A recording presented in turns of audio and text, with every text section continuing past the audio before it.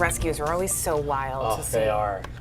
Shannon Moss years ago here did one where she went out with them. Was this part of her Get Out Alive? It was, and we've run it on this show before, yeah. I think. It's crazy just to see the training that goes into that. And one cool thing is that they do these trainings, and they often will invite a reporter to go see it. To see or be the participant. Right. You're the one they're rescuing. I'll pass on the participant part. Gladly stand on shore and watch. Oh, yeah. It's been quite a winter for people who like ice skating, pond hockey, all that stuff. Other than the little thaw we had during the middle of this month, it's been so cold that we've been in pretty good shape here. Good winter conditions. That's for sure. Finally. And of course, we've got all the snow, but it's light, fluffy snow. Not like it's adding a ton of weight to the ice at this point. 14 is the current snow depth in Portland. 18, 1.5 feet in Bangor, 13 in Caribou, and Concord, New Hampshire, too, with a snow depth of 13 inches. Some of these pinks you see here, that's 2 feet or more in some of the foothills and mountains. We had sunshine out there today, but clouds are moving in now. Thicker clouds to the west, so it turns mostly cloudy tonight, and you'll see that hour by hour here. The clouds do fill in. Not quite as thick, though, in eastern and northern Maine, so it's colder there tonight. Along the coastline, the clouds should cap us from dropping below zero, but we may get close. Partly sunny tomorrow, a little breeze out of the northwest, but nothing that's all that strong. It is going to be a cold day, but during the middle of the day, we should have a couple of hours where we get into the lower 20s in southern and central Maine, teens off to the north. Tomorrow night into Friday, there's a little front coming down from the north. It spreads some more cloud cover in, and the chance for a few flurries on Friday.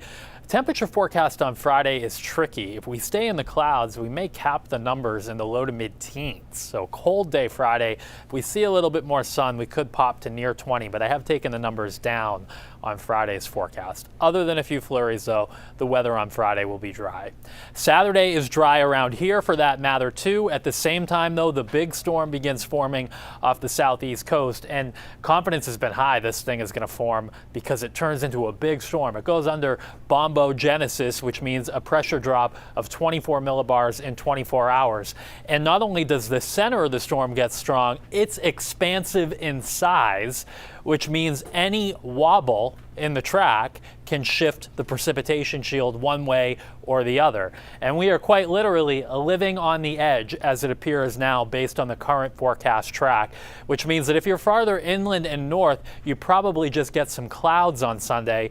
If you're on the coast, we are still in that watching it phase to see whether or not the snow comes onshore or stays just offshore. And there will be heavy snow not that far away from us. Confidence is pretty high. Cape Cod up to Nova Scotia gets into the heavier snow associated with the storm. And you combine the winds, there may even be blizzard conditions out on Cape Cod if this hits. For us, though, where we're closer to the edge of the storm, how much snow we may see does taper down. At this point, I have the coast in a medium chance of seeing accumulating snow on Sunday. You can see the high is not spatially all that far away. This is how we're going to hold it for now. It's just a wait and see on the coast. We just have to see how close that snow comes. In addition to the snow potential, there will be wind since this is a nor'easter. Northeast wind gusts 30 to 40 miles per hour, and tides are astronomically high this weekend, which means there is a risk for minor coastal flooding as well. The high tide is Sunday morning, Sunday night, and then Monday morning. The Sunday morning one is probably the one that we have to watch, though.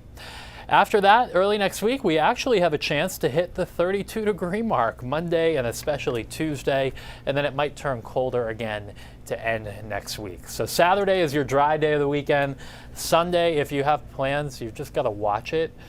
As I showed you, the coast is right on the edge as we see it now. It could go either way. Okay, timing to keep an eye on. We will do that, Ryan. Thank you. You're welcome.